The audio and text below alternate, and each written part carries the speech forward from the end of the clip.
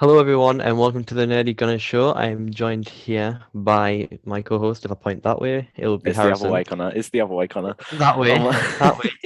It's like you're this side for me. So, and then, yeah. but are you below me right now? Is Choco below me? Yes, he is. Yes, he He is. is. Okay, so I'm joined by Darthchoco as well, an amazing content creator and a better friend. And yeah, just who are you, Choco? Hello, everyone. Yeah, I'm Darthchoco on TikTok, on YouTube, Darth.Chocolate on Instagram, and Darthchoco7 on Twitter. But yeah, I just like to talk mostly Star Wars, but I'm a huge nerd for basically everything. Yeah. I mean, we can tell that from your backdrop as well. And Your anyone who's ever. backdrop is incredible. Yeah, no. I had to mix it up so I can just represent, which is I'm more of a digital comic reader, but I had to get a bunch of covers and stuff that like mark the characters and stuff that I love. Yeah. Fair I will enough. say though, the OG backdrop that you had, Choco, was amazing. I don't know what it was. That it was like the pictures in the background, and like every now and again you change the lights, but I don't know. I don't know what the pictures were. Did you ever explain what the pictures were? Yeah, and I still have them. Like one of them, there was like a girl with red hair, and that's female Commander Shepard. Mass Effect is my favorite game series of all time, and FemShep is like just the best. Yeah, we had a bunch of stuff. Who knows? I might be revamping even this area because I wish I had more space. Yeah, fair enough. Fair enough. I want what you have. I like how you got the soundproof for the back as well. Because like I can get very loud in my room when I'm playing my games, so I need something to bulk out the sound. Can't we all? Yeah. Right, we're gonna jump in with the question we've asked everyone. Right, is your last day on Earth? Okay, we're getting it sounds deep, but it's not that deep. You get one movie, one meal, and one drink. What are you picking? Oh, damn. One movie, one meal, and one drink. Yeah. And it's my last day on Earth. And I know it's my last day. Yeah. Oh God, I didn't think about that. Okay. Because that changes the answer. That becomes like not what is my favorite or the most meaningful, but like I'm gonna want to feel good, you know? Yeah. Or maybe I get something super long to protect so I can last a little bit longer. Yeah, it's difficult. It's difficult. Okay. Well, so I think I'm going to go with the original Jurassic Park. I just always feel good, you know? Fair enough. Like I my mind first goes to like Eternal Sunshine, which I love that movie, but you feel sad after. All my favorite movies are depressing movies. Yeah. Okay, and then one food. It's gonna sound like a cop out, but my mom's meatloaf. My mom makes the best meatloaf. Like, I know meatloaf is a food that you typically eat when you don't have anything, so you can all just mash stuff together and make a loaf of just random garbage. But that's not what we do here. Like, this is high quality, high grade, special sauces and all this stuff. So that was your mum would have to make her own meatloaf, knowing it's your last day on Earth. You're gonna do that to your mother. Oh wow! Oh, she would. Actually. To be honest, I don't know if you haven't, Harrison, but I've never had meatloaf. Neither. I don't, like that's not really a thing in the UK, person. So it fascinates me. It fascinates me. I mean, I guess the closest thing you guys would have would be like shepherd's pie, which is that's banging. That is banging. Good. Yeah. Yeah, I think that'd be the closest analog, even though when I think of meatloaf, I think of like a loaf of bread, but with just meat squashed into it. So that's what I. Oh God. What about your drink? My drink. Let's see. Well, it's got to work with the meatloaf. Oh God. You know what? I'm really fond of Moscow Mules as a drink. I've never heard of that. It's like ginger beer and Oh, vodka okay. and stuff like that. And Oh. it's really good. I said a blue raspberry slush. I'm starting to reconsider my choices. See, Oh. do you know what? I'm really surprised you didn't say it like just a Star Wars film that made you like makes you feel happy. Because I believe Element said Last Jedi, didn't he? Yeah, Elements did Last Jedi. That was literally like where my brain went first. But it's it's your last day. If it's my last day, I don't want to be too in my feels, you know? Yeah. And while Jurassic Park technically doesn't have the happiest ending, because like a lot of people don't like that, but the main characters make it off and then into the sunset, and then the music swells, and then like the dinosaurs seem pretty happy. That T-Rex is like happy at the end. I mean, I picked The Force Awakens because that's the first movie I ever seen Star Wars related, and like it hypes me up so much. It's my favorite Star Wars film now, and yeah, I would watch that religiously all day on my final day. Yeah, that's a good one too. Yeah, so despite The Last Jedi being my favorite, I would even watch The Force Awakens over The Last Jedi on my last day, because I don't want to like, you know, be in your field. Yeah. See, Yeah. I've forgotten what I said. I'm pretty sure I said Spider-Man 2. Just because I just love Spider-Man 2. It's one of my favorite films. I'm very happy that's back on Netflix in the UK. Yes, I'm so happy. You mentioned it, and I didn't even think of this, and you mentioning Jurassic Park triggered it in my mind. Are you hyped for the new one? Or I am, but for all the wrong reasons. How so? They were just like, you know what? Here's some nostalgia, and I was like, that's not gonna work on me, man. That's not gonna. And then they're like, yeah, and here's Alan, and it, like the original people coming back. I'm like, damn it, I'm gonna see it. Because have you seen the Jurassic Park films, Connor? I've watched bits of them. My brother's more attached to them than I am, but I still cried at the movie. Connor, is there a movie you haven't cried at? I'm trying to think. I cried at Sing 2. I've told a lot of people this. I cried at the latest Sing movie. So I don't know. I don't think there has. Apart from Revenge of the Sith, I don't personally enjoy Revenge of the Sith, so I don't cry at it. So that's where we disagree, Connor. Because what was the last one? Fallen Kingdom, wasn't it? Jurassic World: Fallen Kingdom. Is that the right word name? Yeah. I never do this unless I really don't like the film. I fell asleep during that film.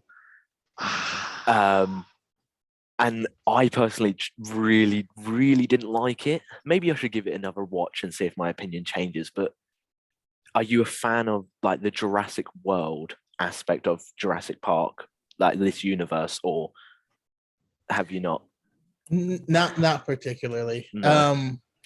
I had to rack my brain to remember seeing Lost Kingdom, but it was like, okay, I remember, and that's the one with the Indoraptor.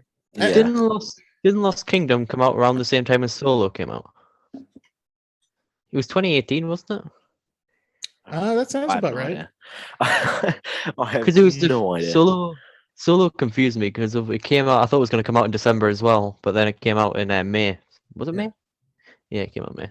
Solo's another one. It's just fun to watch. You know? It is. It's very lighthearted. Yeah. It's one you can kind of turn your brain off and watch. I feel out of all of them, like, and I love those sort of films. Obviously, when we're recording this, the Batman has just come out. Choco, I know you've done a video on it. I was meant to record some today, but my throat didn't really agree with me until recently. But just a warning to people, although it's been out for a few weeks by the time this comes out, we will be talking spoilers. So if you haven't seen it, just skip a few minutes ahead.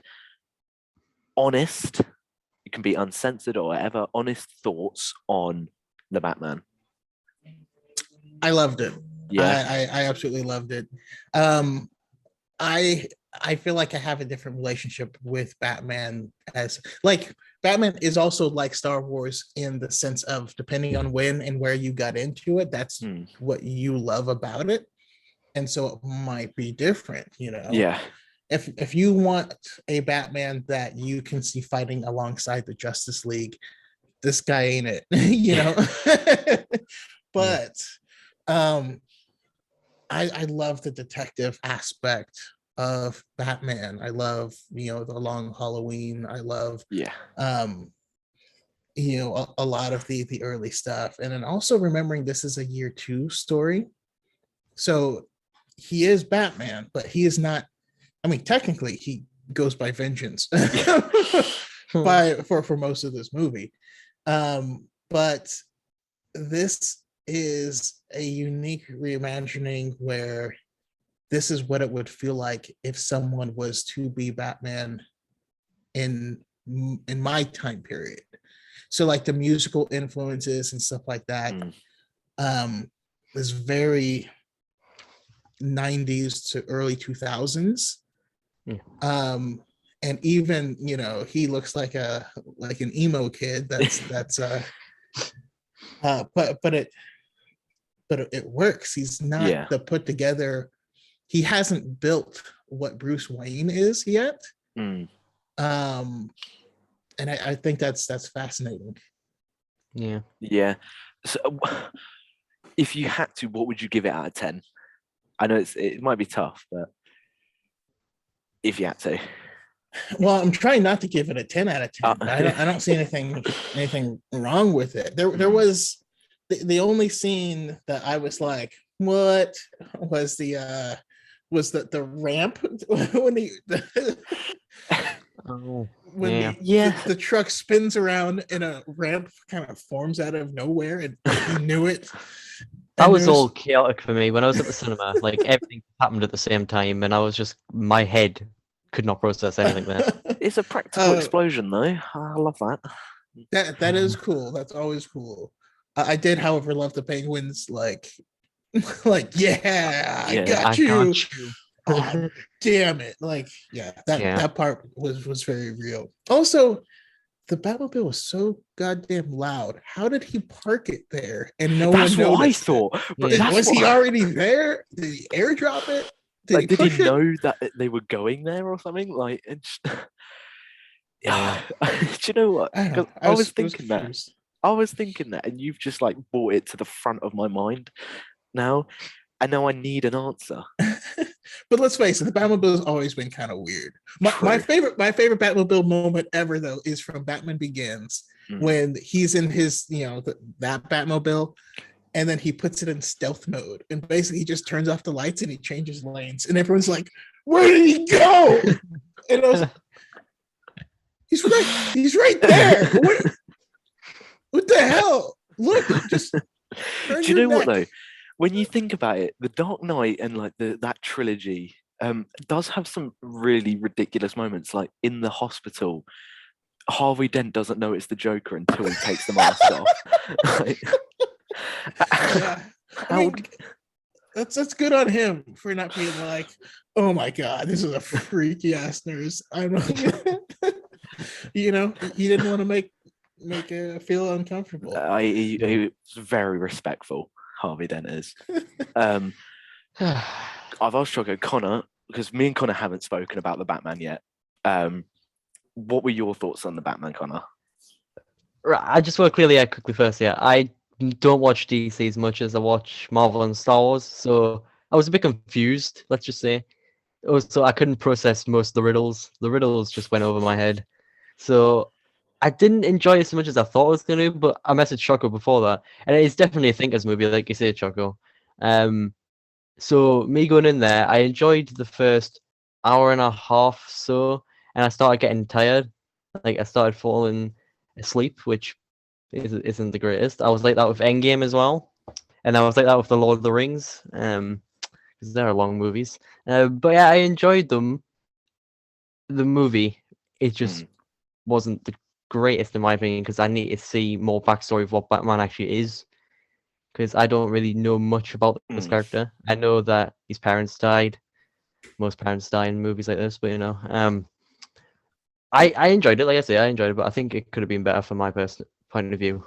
Also, I didn't realize how dark DC can be. I know that's the whole idea of them, but I screamed. Look, I was the only one in the cinema when he like punches the gang members in the subway. I love that Like, scene. it was a great scene, but I screamed at the top of my voice, and like one of the cleaners came in and asked if I was okay, and I was like, I'm fine. I just didn't expect this to happen. So, Well, that part. Sorry, I don't mean to no, interrupt sorry. you guys. No, you continue. You continue. That's the thing though. Like, if you think about how, for me, the MCU Spider-Man films, well, I thought Tom Holland did a great job portraying both Spider-Man, and the story around him felt weird because of how much influence and help and stuff he was getting from these outside people. But the way it ended was put him in exactly where Spider-Man needs to be, and because of all the stuff he's experienced, he has all the training and knowledge and all the stuff that he would need to go forward as the comic book version of the hero. Yeah, I think that's what this is. This is the same exact thing. So if you're saying you want a more backstory on what makes him Batman, this is largely like that. We're gonna get the Justice League Batman at the end of whatever they're doing here. He's still figuring himself out. Do you know what? You put that really well. Like, that is yeah. The dyads put them in the greatest ways. I tell you. What, like that last week, Element inspired me again, like he normally does. like he does me. Yeah, he's incredible. So, and then you put a whole new page into the book, we'll say, and like you know how to explain stuff, and that was really well explained, Choco. So what would you give it out of 10, Connor? Shit. I would probably like give it an 8. Because I would probably need to understand it more. Like Do you think that's the issue because you don't know too much about Batman and DC? Is what's ruined? That's why my first prediction was like, it's got to be part of the new Joker timeline. It's got to be like, because I think it's set it up decent. I know it might not work, but like you saw at the end of Joker 2019 that Bruce Wayne's parents were killed. I thought that's how they were going to start it. And like how we don't need a backstory because we've already seen the backstory in Joker. So see, I know you thought that was happening. With me, it doesn't make sense because you got to think of how old Arthur Fleck is in that film and how young Bruce Wayne is. Yeah. If that Bruce Wayne was fighting that Joker, he'd be watching his last film on his last day on Earth. Like the age doesn't work there. It would have been cool, don't get me wrong. I think Arthur Fleck in that Joker film is incredible. Yes, yeah. But picture he in that universe when Bruce gets like to be like 28, 29 and he fights the Joker is like 74. He's just like this old man. The Joker's walking around like the guy from Up with like the tennis ball. My prediction was I was gonna have Joker like be a person that he can never get revenge on for killing his parents because he only saw the clown mask in Joker 2019. He probably thought the only clown he saw was the Joker, and being able not to get revenge on him in this latest movie would have been cool. So you see a more aggressive side to him, which we did see a really aggressive side to him in this movie. So probably the hardest question I think I could ask someone after watching it who loves Batman and comic books in general. Do you think it's better than The Dark Knight? Well, me. Well, both of you. I think it's on the same level. I don't really want to go over. I eventually did watch The Dark Knight. Yeah, what did you think?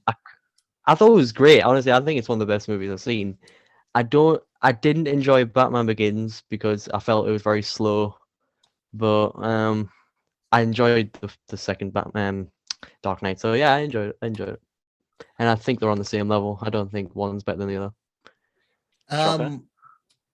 I do think it's better. Yeah. Do I need to go see this movie again? Because I'm not necessarily. I mean, everyone it's your different tastes. You know, for me though, Batman has always been the world's greatest detective, and everything that I love about Batman, everything I connect with him on, is on an intellectual level, you know. Yeah.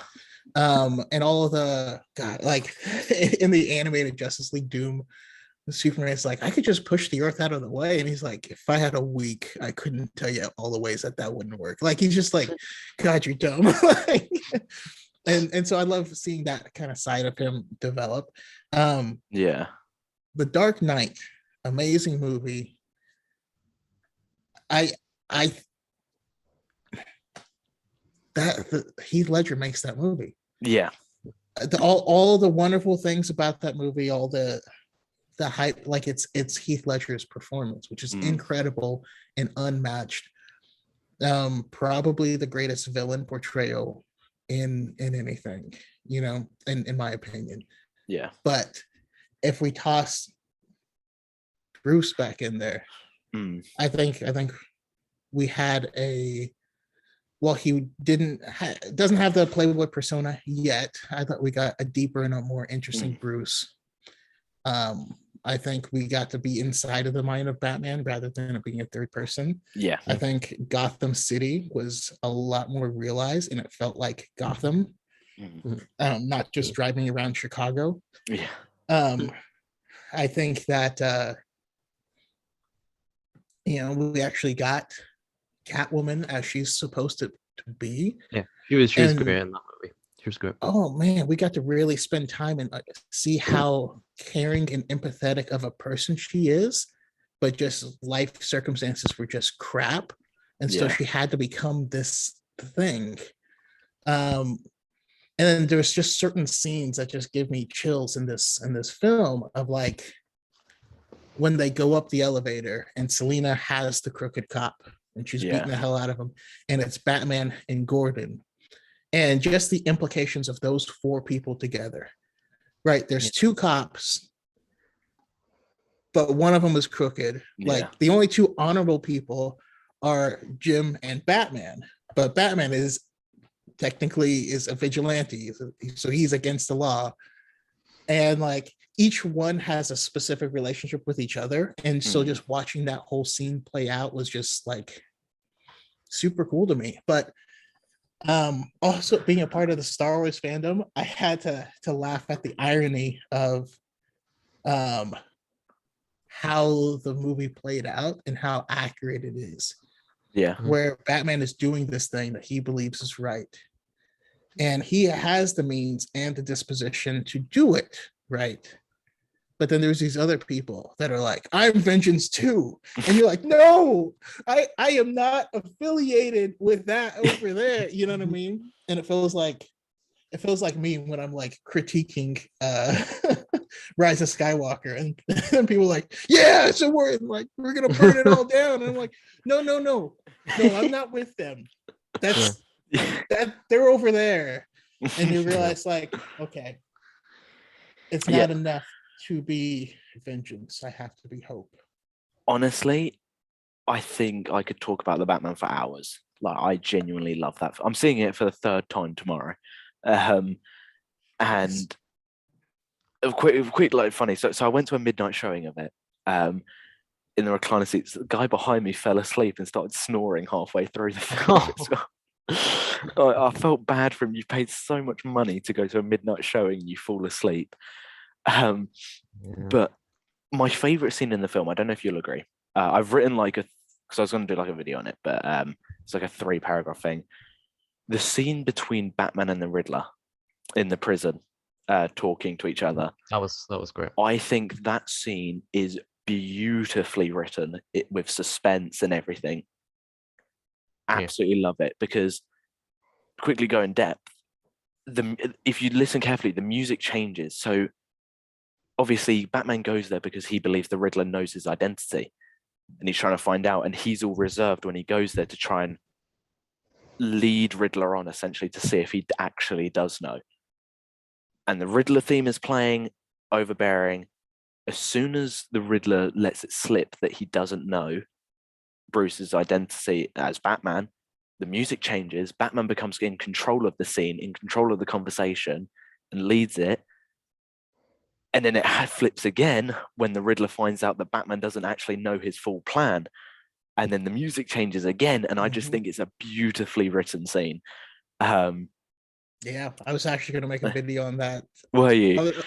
Yeah, I was. It's funny. It was like, it was like 12:45, and I was like, do I have? No, I'm gonna need to take some time with this video. I'll go on the podcast first, and I'll make it afterwards. But see, I'm exactly the same. I have a script on my phone ready for a video on that scene.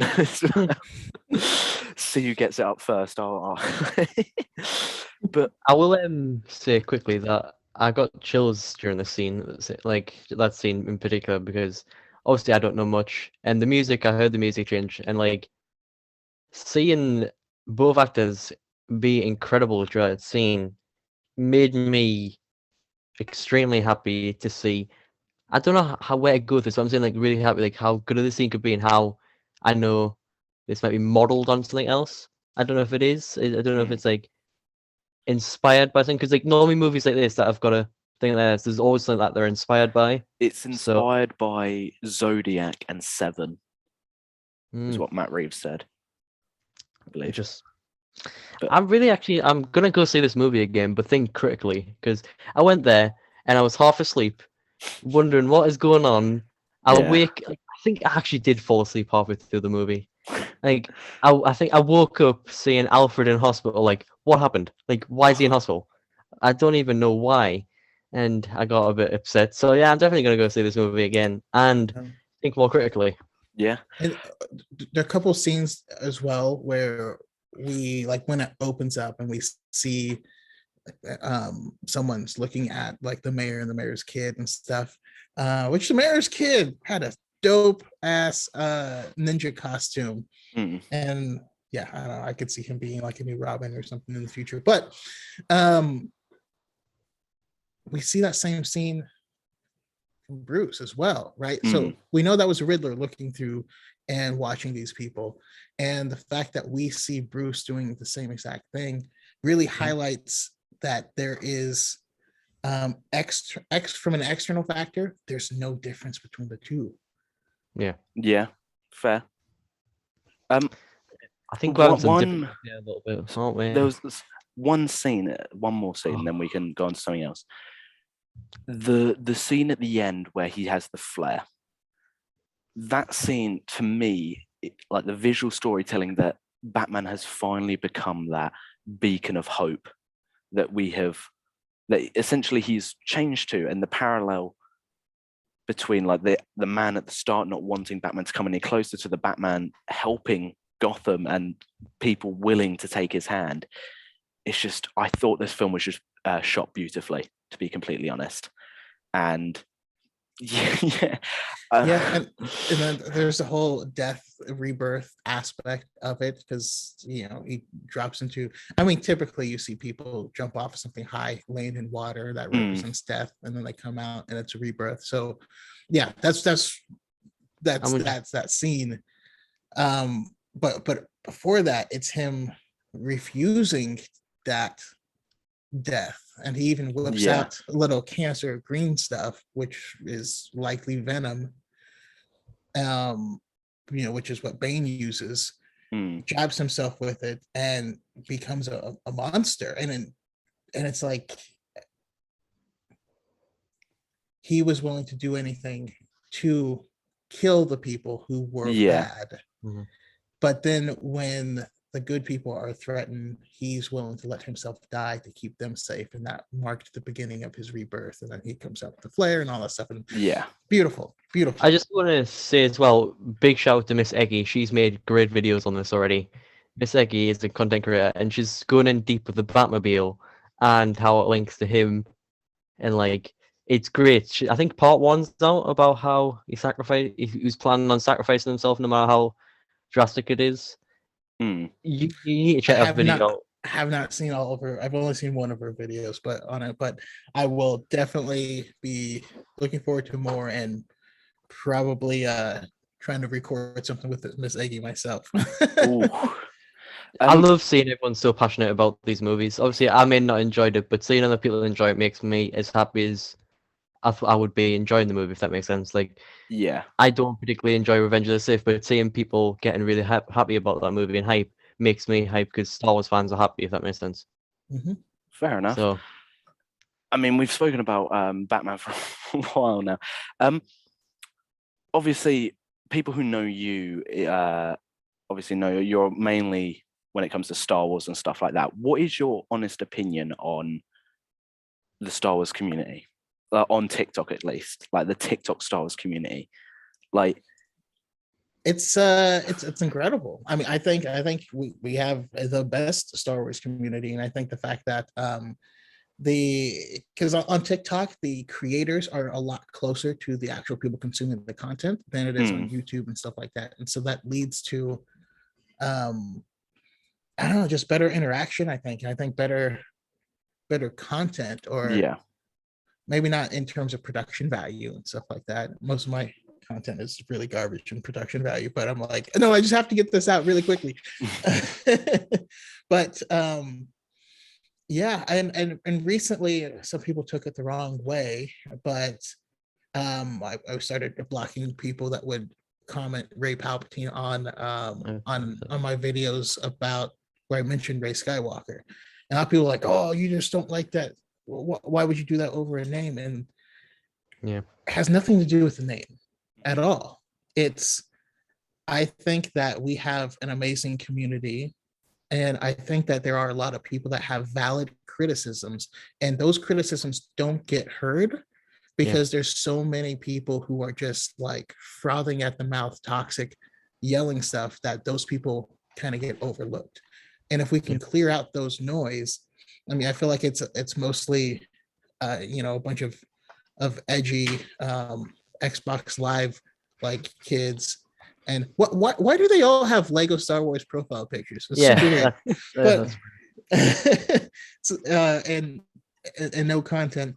And if we can filter out that noise, then the people that actually want to have these honest conversations and critique things could be able to do so freely without all this noise around. But I think I honestly think that the community is not as toxic as it seems.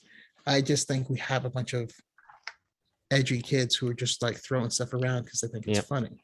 I'm trying to right. Okay, so we're gonna just quickly show you something. Yeah. So Star Wars book, the Skywalkers. It's the other way around. If we go 3 pages into the Skywalker section for all the little shits out there, Rey Skywalker, deal with it. God, it's funny. I keep getting but that's not her biological name. I'm like, no, your biological name is Homo sapien. Like, there's no such like if you don't call Luke Amidala, right? Because he's Padme's kid. And by the way, Amidala is not her birth name. It's Naberi. Exactly. If Rex had a kid, that kid's last name wouldn't be Fett. That would be stupid. But I don't know what Rex. But that's not what it's about. It's clean out the noise, Okay. I feel like we've got a little bit of a problem here, Harrison.